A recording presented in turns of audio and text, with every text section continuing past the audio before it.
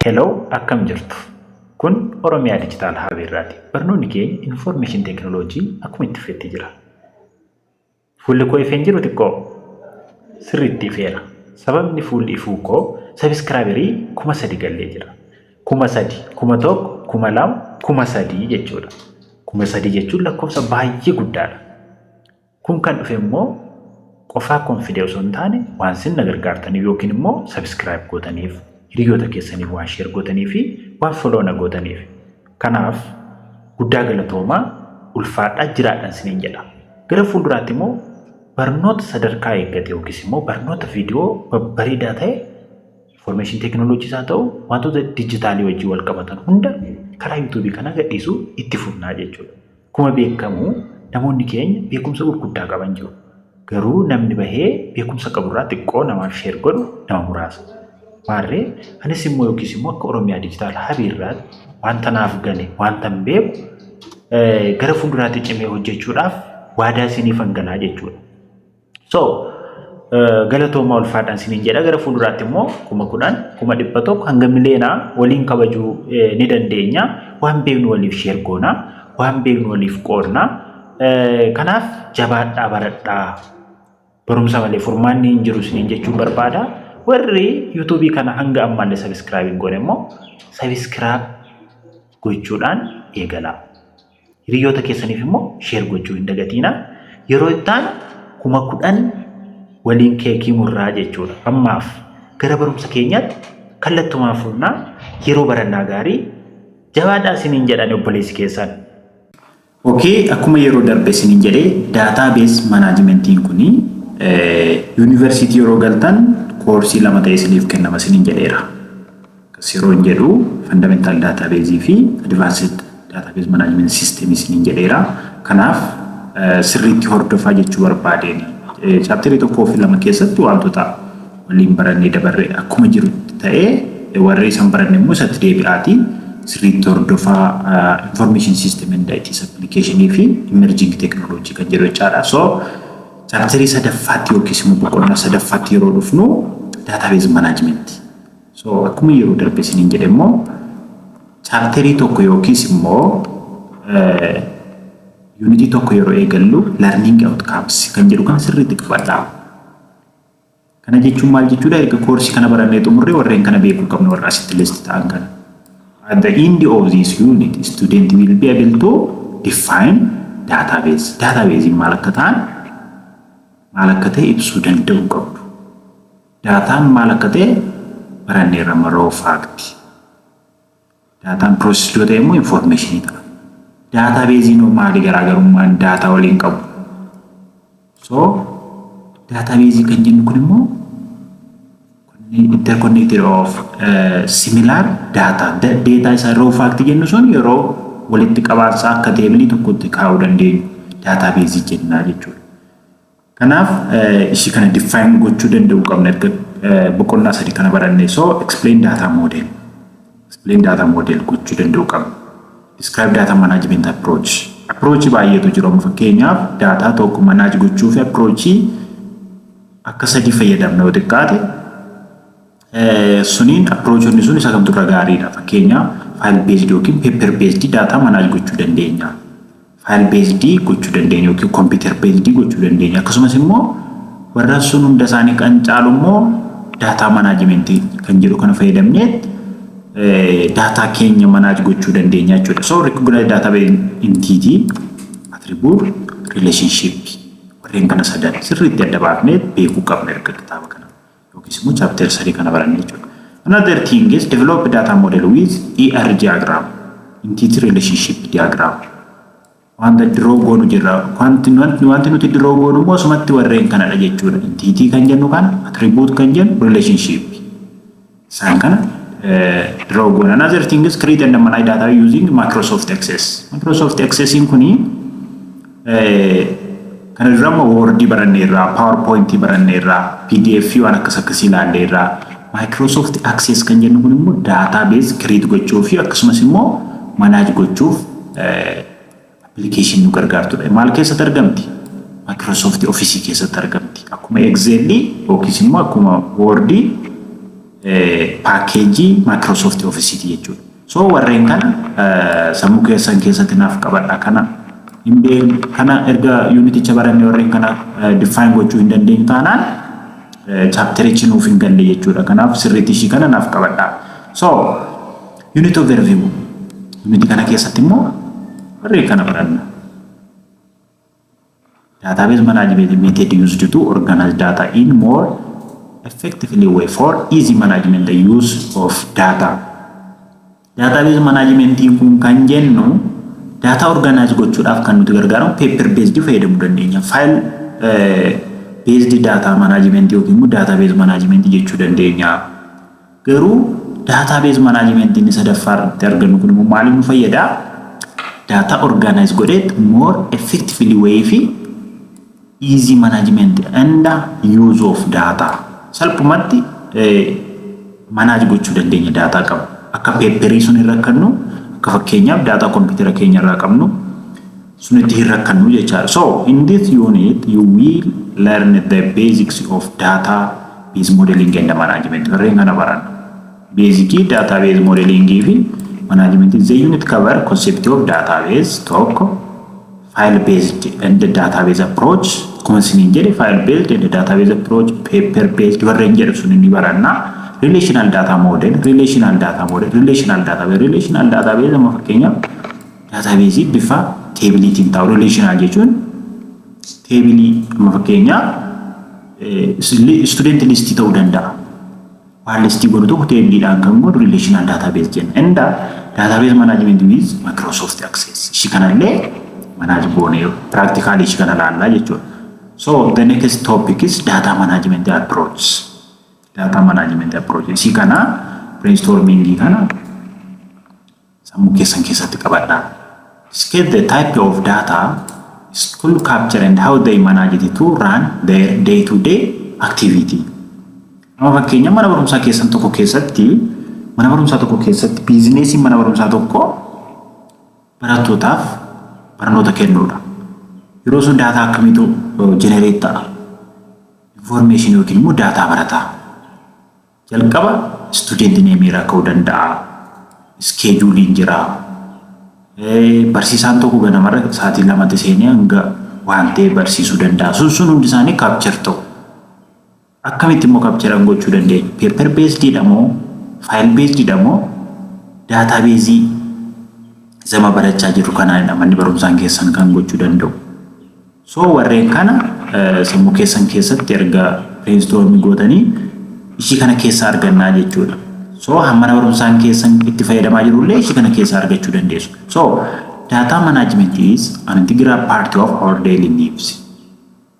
Hojii keenya guyyaa keessatti baay'ee wanta guyyaatti nu biraa hin hafnedha daataan. Fakkeenyaaf amma itoo supermarketii tokkoon qabaadhee data baay'eetu generate ta'a supermarketii keessatti.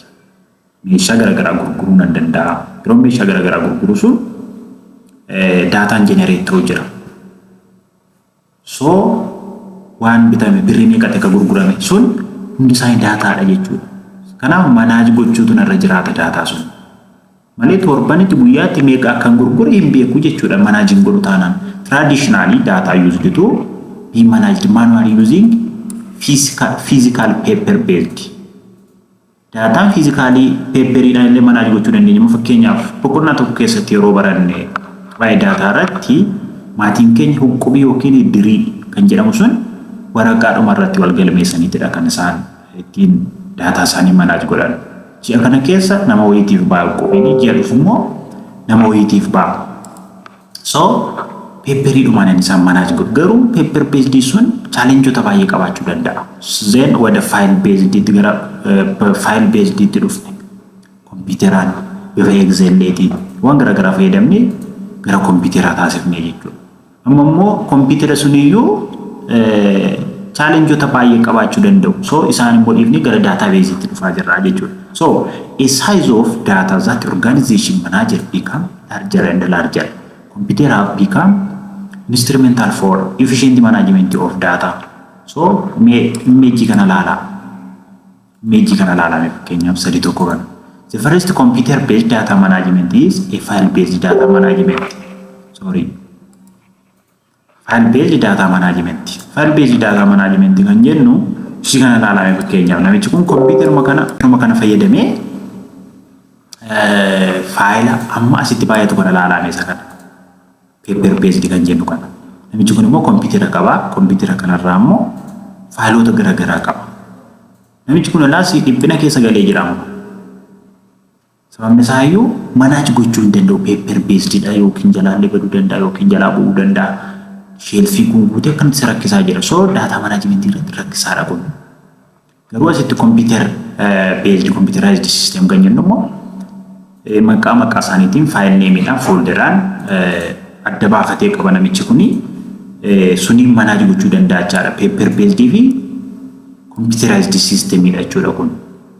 So mee gara file based data management itti dhufne. File based data management. File based data management is an approach in which data is stored in separate files without explicit relationship. Mee suura ishii kana ilaallu.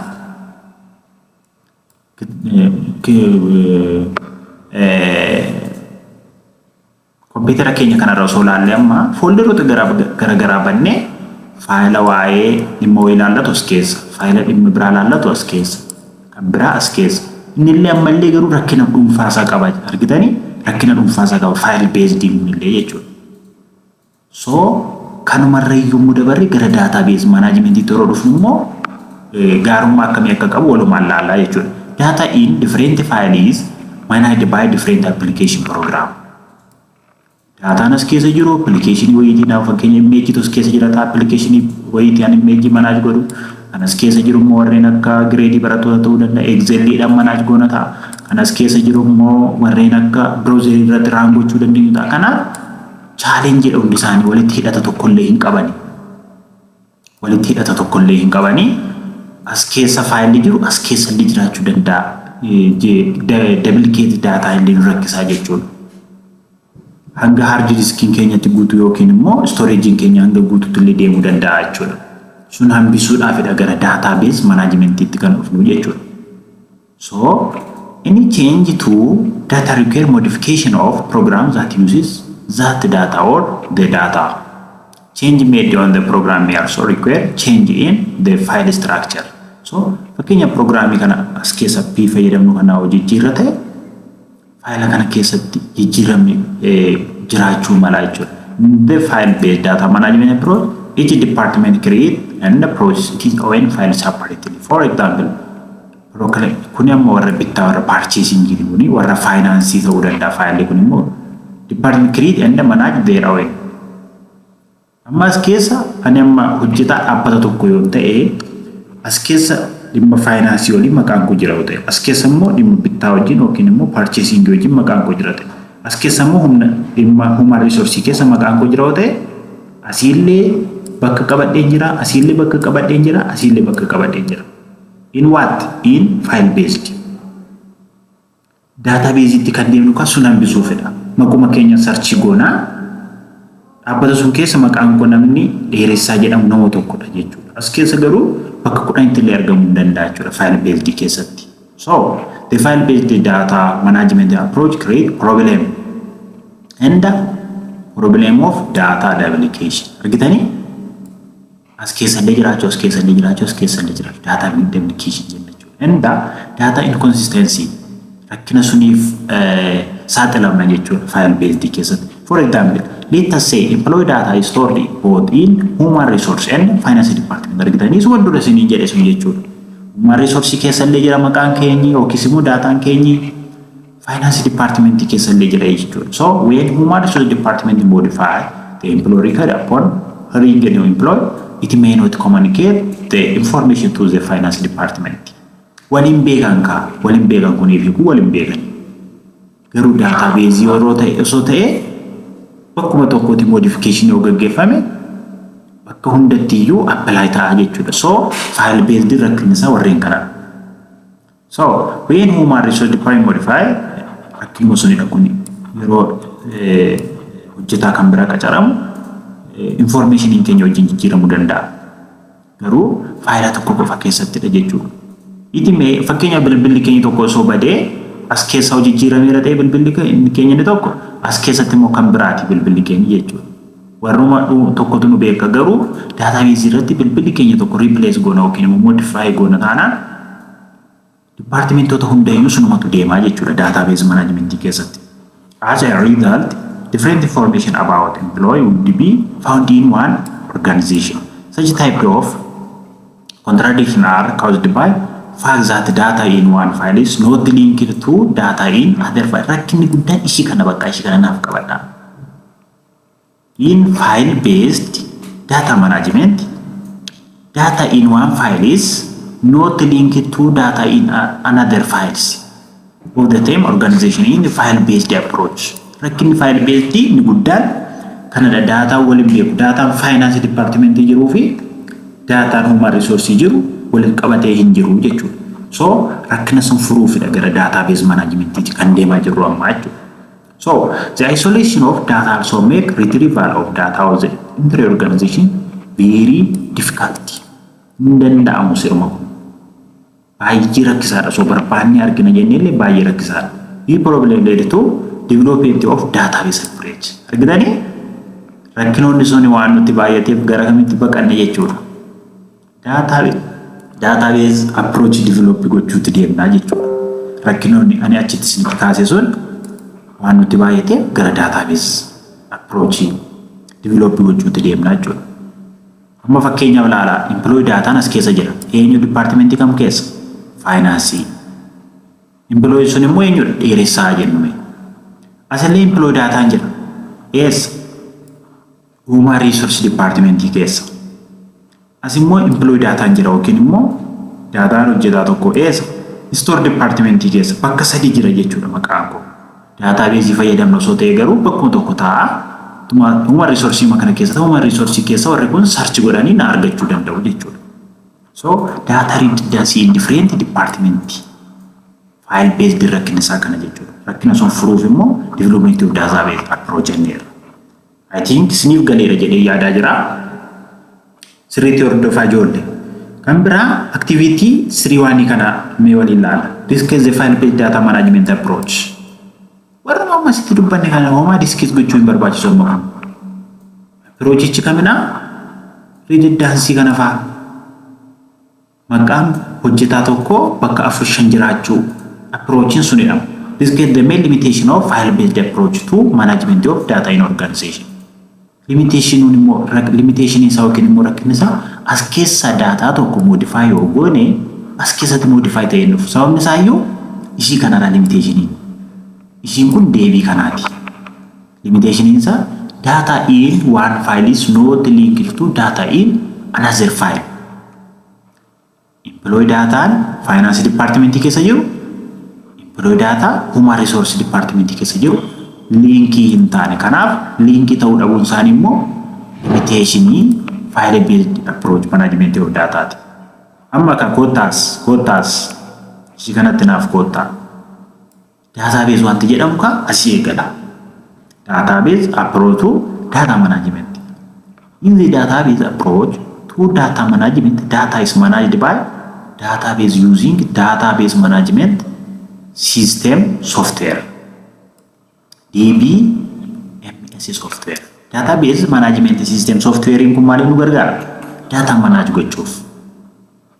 Warreen kana zero taasisaa jechuudha. Warreen kana zeroodhaan baay'isaa. Software income database management software in kun jechuudha. A database a collection of logically related data. Argitanii? A database is a collection of logically related data. Logically related warra ta'an data collection isaaniiti jechuudha database. Ma fakkeenyaaf student name yoo soo fudhanne student list yoo soo fudhanne maqaan barattootaa 100 ta'uu danda'a. 100 sun logically related jechuudha daatoonni sun. So database is a collection of what? Logically related data. Data wal fakkaataa related data collection inside database jenna jechuudha. It is store all organizational data in one repositories.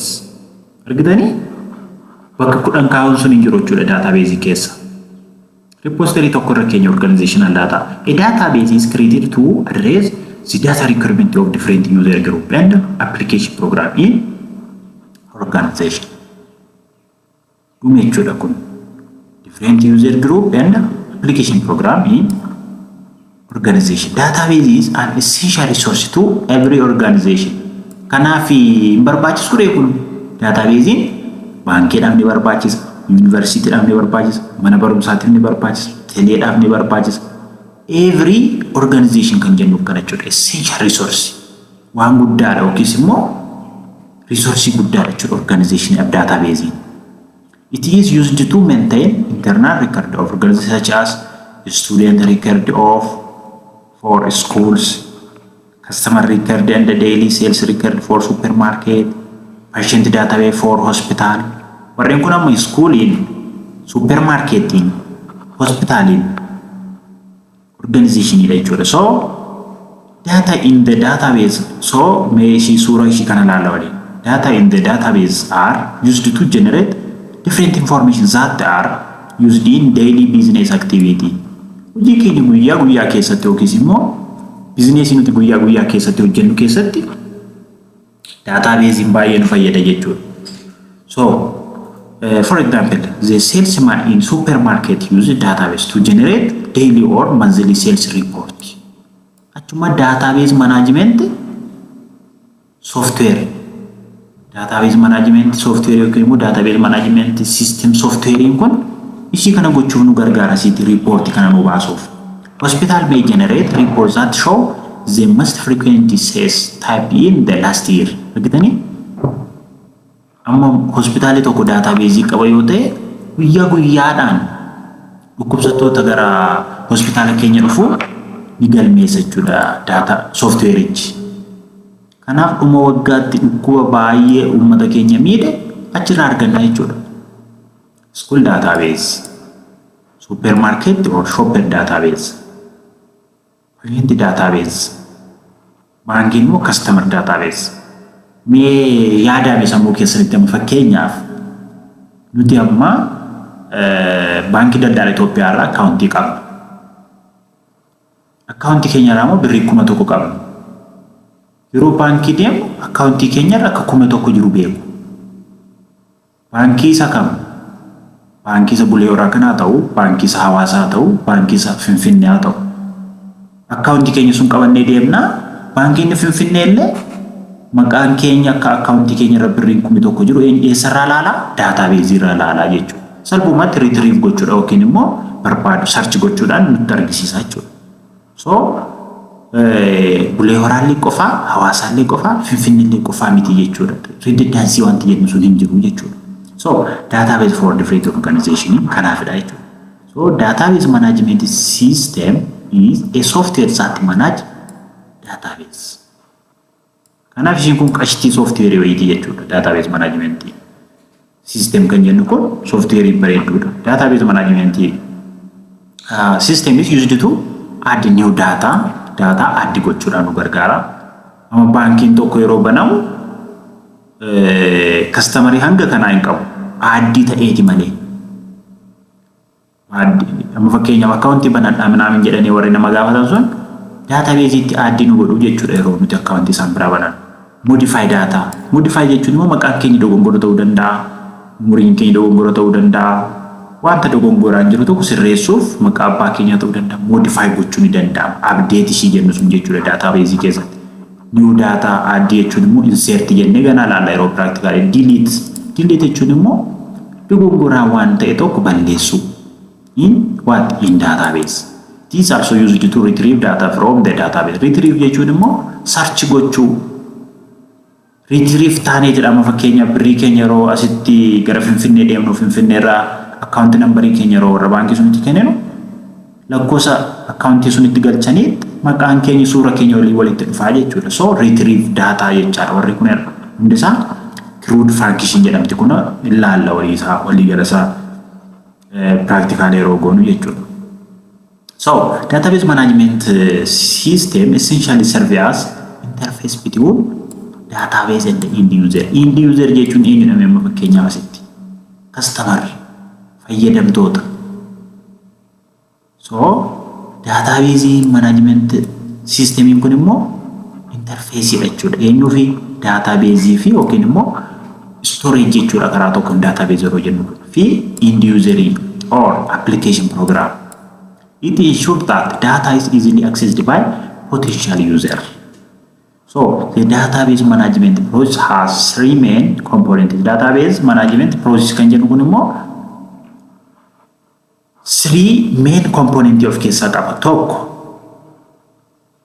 database which store the actual data. Storage jedhashin tokko database yookiin immoo storage jechuu dandeenya. Faayidaan isaa maalidha immoo information sirrii kan taate yookiin immoo actual data kan taate store gochuu yookiin immoo kuusuu. Lammaffaan in the middle in database management system itu jira which manage database. Software sun immoo gidduu jira jechuudha. Database fi eenyu gidduu end user gidduu jira jechuudha immoo. At the top of database management are application program. Application program fayyadamnee jira kan waan nuti access gochuu dandeenyu. Fakkeenyaaf baankii yeroo deemnu fuuldura isaanii kompiitara jiru warri birrii nama kennan suni waan ta'eef fuuldura isaanii ilaalaa user interface wayii maqaa keenya irraa search godhan sun application jedhama jechuudha. So waan sadiitu jira database yookiin immoo database management process has three main components. Tokko database, lama database management system isa kana control godhu jechuudha. Sadaffaan application program. Warreen kana namaan kana waliin akka wal quunnamu gargaara jechuudha application programming. The application program submit database query to database management system. Birrii keenya fudhachuuf amma fakkeenyaaf yoo gara baankii deemne qarshiin keenya birrii nuti gaafannee waa fakkeenyaaf akkaawuntii keenya irraa qarshii 500 qabna yoo ta'e qarshii 1,000 waan qabnu itti fakkaate yoo gaafanne jechuudha warra baankii sun qarshii 500 malee hin qabdu siniin jedhu. Gaaffii nuti birrii 500 gaafanne gara database itti query ergine sun maal jedhama? Request nuti ergine yookiin immoo query dha jechuudha. So application programming sun ergaa erguuf nu gargaarti. So then the database management system retrieve data that match the query and replace retrieval data to the application program. So component sun sadan isaanii waliin hojjetu jechuudha. Component eenyuun jufaa? Database tokko database management system lama sadaffaan immoo maalidha? User kan jennu yookiin immoo application kan jennu kana jechuudha. Application yookiin user. Application kun nama fakkeenyaaf namicha baankii window irra taa'u sun ta'uu danda'a namni as taa'ee kompiitara tuttuqu kun. So component kana sadan qaba database architecture component sadan kana qaba. So the database approach to data management provide many advantages to the organization. Wanti nuti database jennee haasofnu kun immoo organization dha yookiin dhaabbata tokkoof faayidaa akkam akkamii qaba? Faayidaa warreen kana qaba. Tokko data independence. Data independence jechuun maal jechuudha? A database is created to store all organizational data and support all user of organization. Argitanii? Store all organizational data. Organizational data yeroo jennu information customer ta'uu danda'a ta'uu baankii ta'e osoo hospitaala ta'e immoo information yookiin data dhukkubsattoota ta'uu danda'a. Osoo supermarket ta'e immoo data sales guyyaatti gurgurame ta'uu danda'a. Store gochuu and support all user of organization. Independent of danda'eetuma hojjeta jechuudha. Each user or department does not need to manage it is isolated data. So data dependency kan jennu kana. Data sharing all organization data stored in one central database. Central database survey isa jennu sun jechuudha kun. So database mana allow this central database to be accessed by different user. Amma fakkeenya baankii tokko keessa osoo dhaqne kaasheriin database access godha. Manager database access godha. Accountantiin database access godha. Eenyu irraati garuu central database yookiin immoo server isa jennu sun irraati jechuudha. So kuni data sharing jenna jechuudha. Faayidaan isaa data sharing jedhaaf illee nu gargaara. Kan biraa immoo fakkeenyaan isin fudhadhu akkuma jalqaba isin jedhee baankii daldala Itoophiyaa irraa qarshii qabna. Qarshii keenya sun Finfinnee irraa illee baafachuu dandeenya, Hawaasa irraa baafachuu dandeenya, Bulee Horaa irraa baafachuu dandeenya. So eenyu irraatii fudhatu daataan sun eessa jira? Central database irra jira waan ta'eef jechuudha. Central database irra jira. Kanaaf faayidaan isaa central database dha jechuudha. Avoiding data redundancy. Waan guddaan immoo tokko kana. Nigid baankii yookiin immoo baankii daldala Itoophiyaa irra solaallee amma data redundancy accounting wal fakkaataan lama hin jiru jechuudha. Kuma kudhan meeqa jennee dijiitiin 13 sun wal fakkaataan lama hin jiru. Data redundancy wanti jedhamu hin jiru jechuudha central database kana. So avoiding data redundancy data irra deebi'ee dhufu yookiis immoo duplication in hir'isaa jechuudha. Improve data security dhaaf illee baay'ee gaariidha. So warri kun kanadha kun faayidaan isaanii kanadha. Data security in data in the database accessed only by authorized users. Authorized user jechuun qaama eeyyamameef qofa jechuudha. Only user who are given data access right can access modify data is them. Fakkeenyaaf baankiiwwan keessatti suuraalee manager, accountantiin, cashiering warreen sun waan isaaniif eeyyamame qabu, waan isaaniif hin eeyyamamne qaba. Eenyuun ta'e waan sun immoo database dhaan ta'e jechuudha. Faayidaa database ti waan sun. So security is very important in one organization. So improve data security hojii database jechuudha. So activity kanallee waliin ilaalla. What are the benefit of database as compared to file based data management? Warreen kana gaafnu asuma jira maal gitanii deebiinsa kitaabichi yokkatti nama gaafatu nama ajaa'iba. Shuma kana asitti sin barsiise asitti sin gaafata. Benefit or advantage jechuu dandeenya kan. Compared to file based data garuu asitti waan adda baasuu qabnu file based wajjin compare yeroo geenu. Kun amma file based keessatti hin jiru, kun file based keessatti hin jiru, kun hin jiru, kun illee hin jiru. Kanaaf warreen kun benefit. Why do organization need to store data in the database? Organization tokko maaf data tokko database keessa store godha.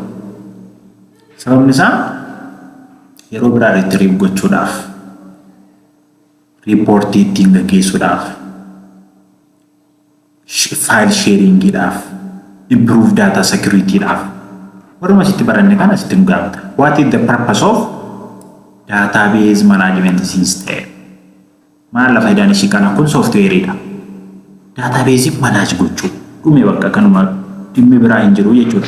Kanaaf barumsi keenya irraa kana fakkaata yeroo ittaan data model kan jedhutti fufnaa jechuudha. Kanaaf har'allee warri subscribing goone masadi galleellee warri subscribing goone subscribe godhaa.